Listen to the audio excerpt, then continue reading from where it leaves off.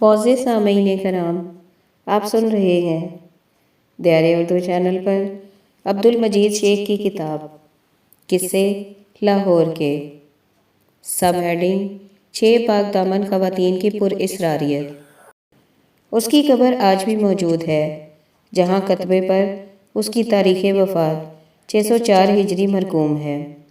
اس کی تصدیق کے لیے میں قبر پر حاضر ہوا تو اس کی حالت دیکھ کر اس کی قدامت کا اندازہ ہوا۔ قبر پر کبھی ایک نہایت نفیس مقبرہ ہوا کرتا تھا، جسے مہاراجہ رنجیت سنگھ نے وسیع پیمانے پر نقصان پہنچایا تھا۔ اس قبرستان کو سکھ حکمران نے ہموار کرا دیا اور اس پر غلام محی الدین شاہ پیرزادہ نے اپنی حویلی تعمیر کر لی۔ بہرحال اس نے کمال مہربانی سے سید توختہ شاہ کی قبر کو جوں کا توں رہنے دیا۔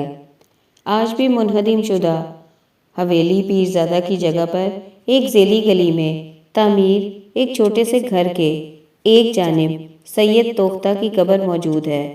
چند ایک صاحب علم حضرات اس بات پر بھی قائم ہیں کہ سید احمد توختہ کی بیٹی کیچ مکران کے حکمران سے بیاہی ہوئی تھی اور وہیں اس کا انتقال ہوا تھا اور وہ کبھی واپس لاہور نہیں آئی تھی۔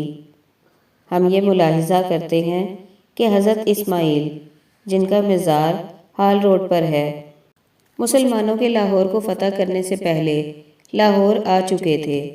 چنانچہ اغلب ہے کہ چند ایک مسلمان خواتین بھی اسی زمانے میں لاہور آئی ہوں، اور اگرچہ حضرت علی کی حقیقی رشتہ دار نہ ہونے کے باوجود سید ہوں۔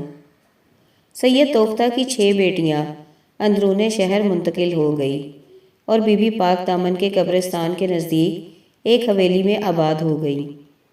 وہ اپنی پاکیزگی کی بنا پر مشہور تھیں، اور جیسا کہ کہا جاتا ہے وہ ساری کنواری رہیں، اس لیے ان سب کو صیغہ واحد میں بی بی پاک دامن کہا جاتا ہے۔ 615 ہجری میں جب افغانی حملہ آور سلطان جلال الدین خراسانی نے لاہور کو غارت گری کا نشانہ بنایا تو ارد گرد کے علاقوں میں بھی لوٹ مار اور زنا بالجبر کا بازار گرم کر دیا۔ جیسا کہ جنگ جیتنے کے بعد تیموریہ روایت ہے، بدترین حالات سے خائف ہو کر روایت کے مطابق 6 کی 6 بہنوں نے اکٹھے مل کر اپنی عصمت کی حفاظت کی دعا کی۔ عین اسی لمحے ایک زلزلہ آیا اور زمین شک ہو گئی اور 6 بہنیں اور ان کی خادمائیں بے حرمتی سے بچنے کی خاطر زندہ درگور ہو گئیں۔ بعد ازاں جب مقامی لوگوں نے بہنوں کے کپڑے زمین سے باہر نکلے ہوئے دیکھے تو پھر ان کی مناسب تدفین کر دی گئی۔ یہ قبریں آج بھی 2 حصوں میں موجود ہیں، ایک طرف حج، تاج اور نور ہیں، جبکہ ایک اور احاطے میں خر، گوہر اور شہناز کی قبریں ہیں۔ خادماؤں کی قبریں بھی ان قبروں کی حدود سے باہر موجود ہیں۔ سب ہیڈنگ بزرگ یا گناہ گار، مقبرے کی گہری پر اسراریت۔ یہاں کون آسودہ خاک ہے، کوئی بزرگ یا گناہ گار؟ تقریباً 350 برس سے ایک ایسا سر بستہ راز ہے جس کا حل نہیں مل پایا۔ لاہور کے خوبصورت گورنر ہاؤس کے کھانے کے ہال کے نیچے ایک مرکز ہے، جس میں یا تو محمد قاسم خان محو خرام ہے، جو مغل شہنشاہ کا ممیرا تھا اور جس نے کشمیریوں کے قتل عام کی سربراہی کی تھی، یا پھر وہ بزرگ ہستی سید بدر الدین گیلانی مدفون ہے، جو شہنشاہ شاہجہاں کے پیر باصفا تھے۔ شاید کسی اور شخص نے لاہور کے بارے میں اتنی تفصیل سے نہیں لکھا جتنا کنہیا لال نے لکھا ہے۔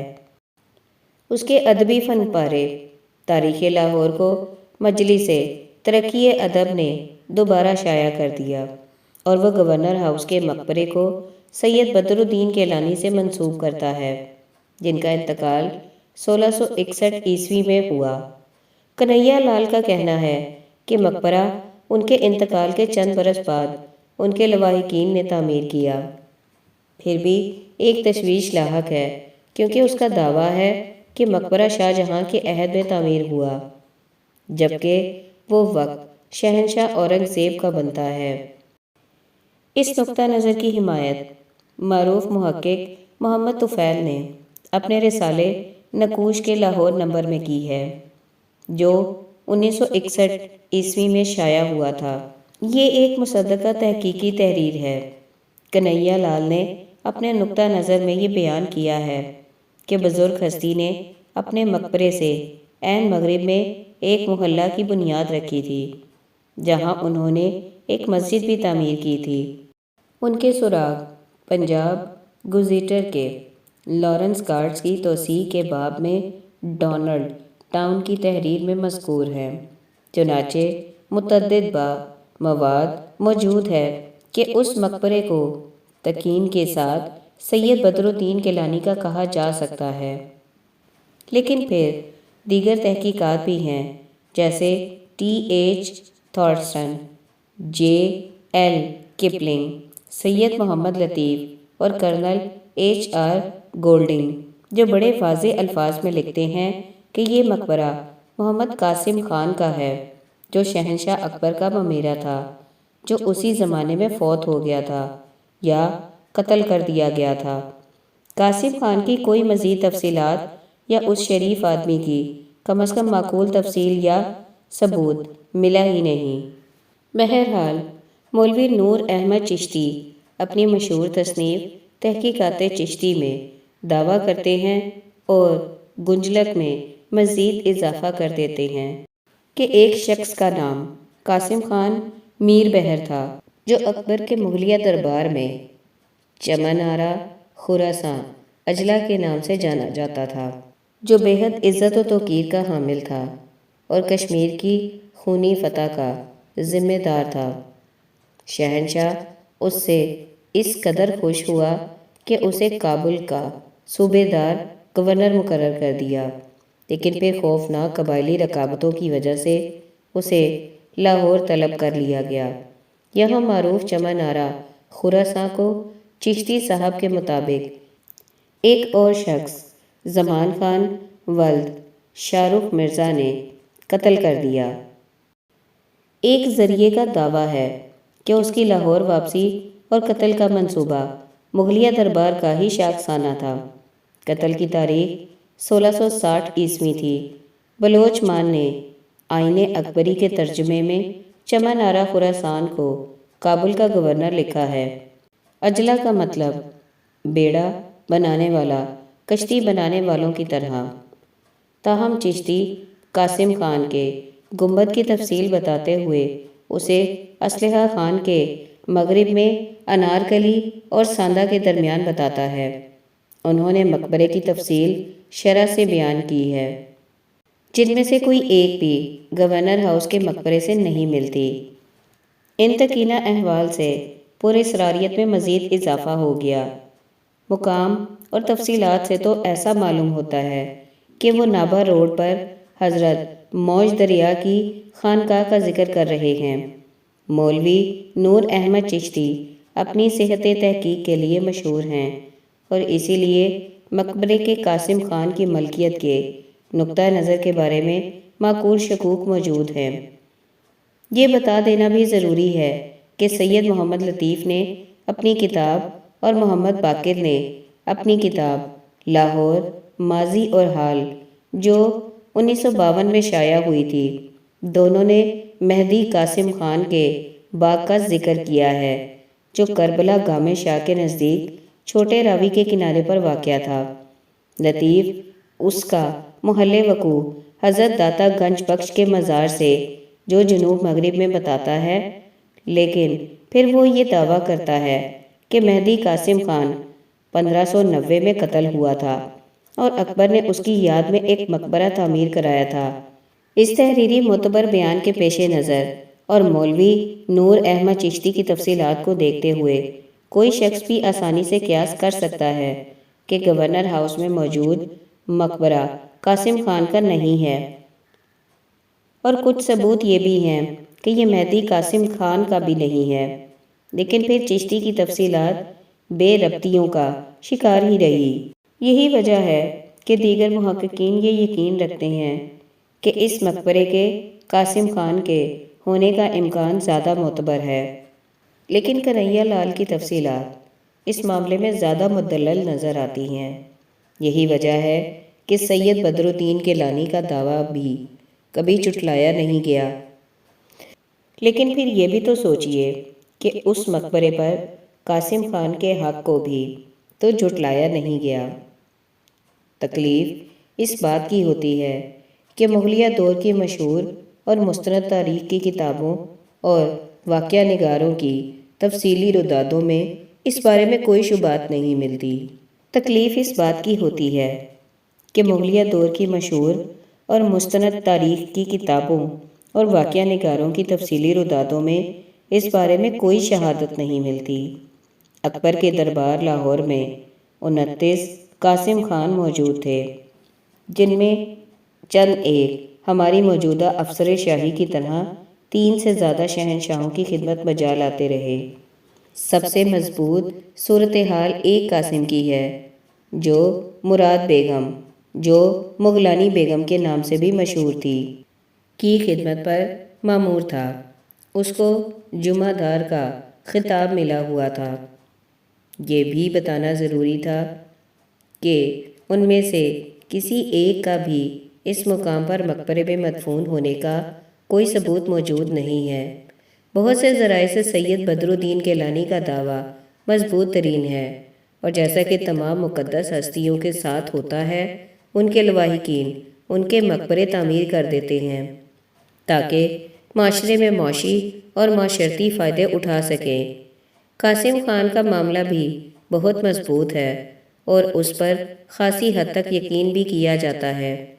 معاشرتی سائنسدان ہونے کے ناطے ہم گورنر ہاؤس کے کھانے کے ہال کے کمرے کے نیچے مدفون شخص کے بارے میں حتمی نشاندہی نہیں کر سکتے۔ یہ ہمیشہ ہمیشہ یوں ہی پر اسرار رہے گا جب تک کوئی محقق نہایت اشد ضروری شہادت نہ فراہم کر دے۔ سب ہیڈنگ: لاہور کی 3 مؤثر ہستیوں سے محرومی۔ لاہور لوگوں سے عبارت ہے فی الواقع غیر معمولی لوگوں سے۔ سادہ لوگ، غیر معروف لاہوری سب کے سب اندرون شہر کے کسی نہ کسی محلے سے ہوتے ہیں۔ چند ایک نام پیدا کر جاتے ہیں، دیگر گمنامی میں فوت ہو جاتے ہیں، لیکن ہوتے سب کے سب غیر معمولی ہی ہیں۔ غیر ضروری افراتفری کے موجود ایام میں اطمینان کی مثال بن کر عبداللہ ملک کے جنازے پر ہر عمر کے صحافیوں سے ملاقات ہوئی۔ مختلف میلان طبع کے حامل، ہر رنگ اور روپ کے ایسے احباب جن سے پچھلے 25 برس میں ملاقات نہ ہو پائی تھی، جب پاکستان ٹائمز ہی واحد انگریزی اخبار ہوا کرتا تھا۔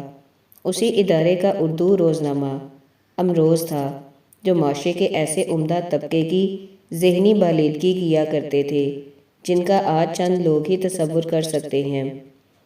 عبداللہ ملک ان دنوں اخبار میں لکھا کرتے تھے، جو دونوں ہی ہر لحاظ سے لفظ ترقی پسند پر کاربند تھے۔ ایک بار پھر لاہور کے صحافیوں کی وہ پوری برادری اکٹھی ہو گئی، جیسا کہ وہ ان دنوں میں ہوا کرتی تھی، جب رواداری ایک متوقع وصف سمجھا جاتا تھا۔ نماز جنازہ پڑھانے والے امام صاحب نے طویل ترین دعا پڑھی، جو میرا پہلا اتفاق تھا۔ ہر شخص اس کے بارے میں کچھ نہ کچھ کہتا پایا گیا۔ عبداللہ ملک کے خاندان میں اختلاف رائے ایک متوقع طرز عمل تھا، اور مذہب نہایت ذاتی معاملہ تھا، اور اس پر بطور مسئلہ کبھی بحث نہیں ہوئی تھی، کم از کم کھلے بندوں کبھی نہیں۔ یہ بد اخلاقی گردانی جاتی تھی۔ کسی اور موقع کی نسبت جنازے پر لوگ مدت مدید کے بعد بھی اکٹھے ہو جاتے تھے، ہر بات معاف کر دی جاتی تھی۔ ہمارے معاشرتی دستور میں یہ ایک غیر معمولی ناگزیر عمرانی زنجیر ہے۔ کوچہ چابک سواروں کا یہ شخص، اصل گھڑ سواروں کا نواحی علاقہ، وہ ککے زئی علاقہ، جہاں لوگ پیدا ہی بحث کرنے کے لیے ہوتے ہیں، لیکن بالآخر ہر بحث کو نہایت رکھ رکھاؤ کے ساتھ سمیٹ لیتے ہیں۔ بینہ ملک عبداللہ پوری زندگی کو نہایت سلیقے سے سمیٹنے میں کامیاب رہے، جو محدود چند لوگ ہی کر پاتے ہیں۔ اس لحاظ سے انہوں نے ہمیشہ نہایت وقار سے زندگی بسر کی اور ان کی یکسر لاہوری پرورش نے انہیں ایسا مامون کیا کہ انہیں کوئی گرا احساس لاحق نہ رہا۔ اعجاز بٹالوی، جو خاصے کمزور دکھائی دے رہے تھے، سابق صدر رفیق تارڑ کو بتا رہے تھے کہ وہ ایسے عہد اور طبقے سے تعلق رکھتے تھے جہاں حدود واضح طور پر متعین تھیں۔ آغاز ہی سے یا تو آپ برطانیہ کے طرفدار تھے یا پھر مخالف اور آزادی کے حمایتی، بعد ازاں یا تو آپ آزادی اور جمہوریت کے حامی تھے یا اس کے خلاف۔ وہ نہایت بیدار مغز تھے اور سادہ منش۔ بارش سابق صدر نے رضامندی کے طور پر سر کو جنبش دی، اگر جلال کی وجہ سے نہیں تو شاید پاکستان کے سب سے قابل احترام وکیل اور استاد کی تائید میں ایسا کیا ہو۔ مجھے بچپن ہی سے عبداللہ ملک کو دیکھنے اور ملنے کا موقع مل گیا تھا، کیونکہ وہ میرے والد کے دوست تھے اور ماڈل ٹاؤن کے جے بلاک میں میرے دادا کے گھر والی سڑک کے عین پار رہا کرتے تھے۔ میری دادی نے انہیں اندرون شہر بطور استاد اسکول میں پڑھایا تھا اور ملک صاحب ہمیشہ ان سے تعظیم سے پیش آتے تھے، حتیٰ کہ جب وہ بہت ضعیف ہو گئی تھیں اور لڑکھڑاتی چال سے ڈاکٹر کے پاس ٹیکہ لگوانے جاتی تھیں تو جب تک وہ روانہ نہ ہو جاتیں وہ ساکت کھڑے رہتے تھے اور ان کا سر نہایت تعظیم سے جھکا ہوتا تھا۔ وہ یکسر دل کی گہرائیوں تک ایک غیر معمولی لاہوری تھے۔ لیکن پھر ان کے جنازے نے ایک اور جنازے کی یاد دلا دی، جس میں نے نومبر 1984 میں ماڈل ٹاؤن کے جی بلاک کے قبرستان میں شرکت کی تھی۔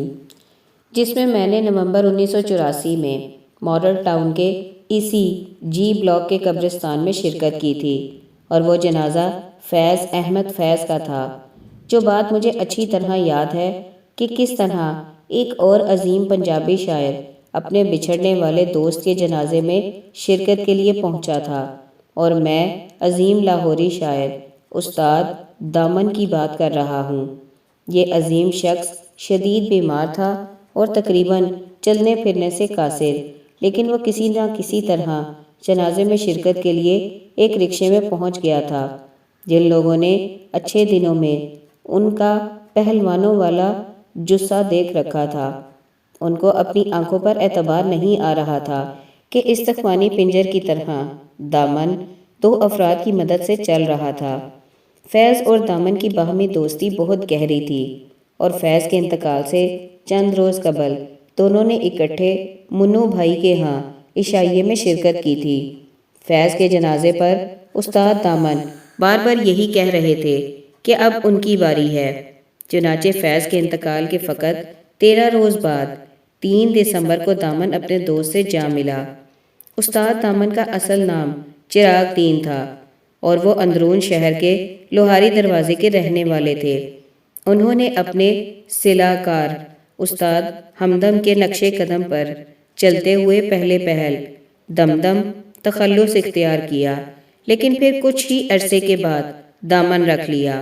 اپنی پہلی نظم دامن نے آل انڈیا کانگریس کے جلسے میں جو موچی دروازے میں منعقد ہوا تھا پہلی بار سٹیج سے عوام کے پنڈال میں سنائی۔ اس جلسے کے نمایاں مقرر جواہر لال نہرو تھے، جنہوں نے فوراً دامن کے ساتھ ذاتی تعلق قائم کر لیا۔ بہت برسوں بعد جب دامن پاک و ہند مشاعرے میں شرکت کے لیے دہلی گیا تو اس نے اپنے اشعار سے مشاعرہ لوٹ لیا اور حاضرین کی آنکھوں میں آنسو آ گئے۔ لالی اکھیاں دی پئی دسدی ہے، روئے تسی وی ہو روئے اسی وی ہاں۔ آنکھوں کی سرخی بتا رہی ہے کہ ہم دونوں روئے ہیں۔ پنجاب کی تقسیم سے دامن کو بری طرح صدمہ پہنچا۔ وہ دوستوں اور شاگردوں، جن میں زیادہ تر ہندو اور سکھ تھے، کے بچھڑنے پر ٹوٹ کر رہ گئے تھے۔ ان کی مصیبتوں میں مزید اضافہ اس وقت ہوا جب لاہور میں لوٹ مار کے اس دور میں ان کی شریک حیات کا انتقال ہو گیا۔ کہا جاتا ہے کہ قبرستان تک جنازہ لے جانے کے لیے دامن کو مزدوروں کو کرائے پر حاصل کرنا پڑا تھا۔ اس حادثے نے انہیں ایک درودن بین شخص بنا کر رکھ دیا تھا اور وہ شہر کی ایک کوٹھڑی میں منتقل ہو گئے۔ دہلی میں نہرو نے فی الواقع استاد دامن سے التجائیں کی، حتیٰ کہ پاؤں کو بھی چھوا کہ وہ ہندوستان میں قیام کر لیں۔ انہیں معقول پینشن اور بے حد عزت مندانہ زندگی بسر کرانے کا بھی وعدہ دیا گیا، لیکن دامن دل کی اتھاہ گہرائیوں تک لاہوری تھے اور ہر غیور لاہوری کی طرح وہ شہر کے بغیر زندہ نہیں رہ سکتے تھے۔ وہ مکمل غربت اور جبر کی زندگی کی جانب لوٹ آئے۔ باقی ماندہ زندگی انہوں نے مجرد تارک الدنیا کی حیثیت سے بسر کی۔ عبداللہ ملک کے جنازے پر میں کھڑا ہوا اس جگہ کو بغور دیکھ رکھا تھا جہاں استاد کلا رکشے سے اترا تھا۔ مجھے یاد ہے ایک بار عبداللہ ملک نے مجھے اس واقعے کے حوالے سے کہا تھا، ایک دن ایسا آئے گا جب ہم نہیں ہوں گے، جب لاہور کے عوام ماتم کناں ہوں گے اور ہمارے جاہل اونچے طبقے کے حکمران اس شہر کے نفیس ترین خواتین و حضرات کے ساتھ کیسا ناروا سلوک کرتے رہے ہیں۔ اینا آزادیاں ہتھوں برباد یارو، ہوئے تسی ویو ہوئے اسی ویاں۔